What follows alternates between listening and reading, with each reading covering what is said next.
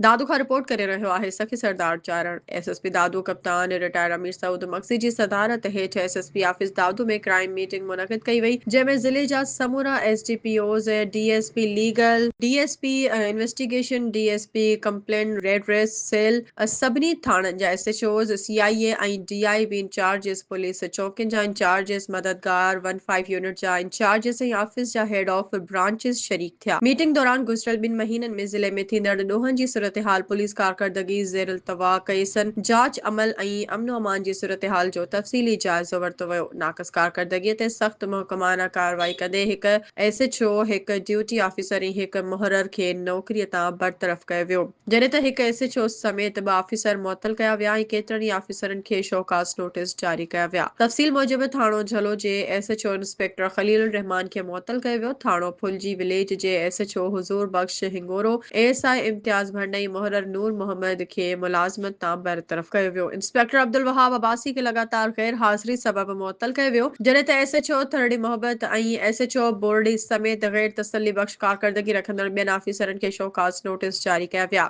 SSP दादू पारां थाणनि में ज़ेर इल्तवा केसनि जी जांच में खोट ते सख़्त नोटिस वरितो वियो। दफ़ा 144 तहत वणनि जी गैर कानूनी काटाई ते पाबंदी ते सख़्तीअ सां अमल दरामद कराइण जूं हिदायतूं पिणु जारी कयूं वियूं। बेहतर कारकर्दगीअ ते एसएसपी दादू पारां दादू ए सेक्शन थाणे जे SHO Qurban Ali Kamrani, SHO Mehar A section Tariq Hussain Lakhair, SHO Johi Mohammad Parial Pambhar, SHO Kain Shah Qamaruddin Tunio, CIA incharge inspector Benazir Jamali, digital investigation team incharge Rana Asif Rajput ऐं मददगार 15 मेहर जे इंचार्ज इमदाद अली सहवल खे तारीफ़ी सर्टिफिकेट ॾिना विया। एसएसपी दादू सभिनी ऑफिसरनि खे वाज़े हिदायतूं ॾींदे चयो त एफआईआरूं मुकमल मेरिट ते दाख़िल कयूं वञनि, केसनि जी शफ़ाफ़ ऐं बर वक़्त जांच यकीनी बणाई वञे, ज़ेर इल्तवा केस मुक़रर मुद्दे अंदरि निबेरिया वञनि ऐं ॾोहारी अंसरनि ख़िलाफ़ मौसर क्रैकडाउन गश्त ऐं चेकिंग वधीक सख़्त कई वञे। उन खां अलावा एसएसपी दादू क्रिसमस कायदे आज़म डे ऐं मोहतरमा बेनज़ीर भुट्टो शहीद जी 27 दिसंबर ते थींदड़ वरसी जे मौक़े ते फुल प्रूफ सिक्योरिटी इंतज़ाम यकीनी बणाइण जूं हिदायतूं ॾींदे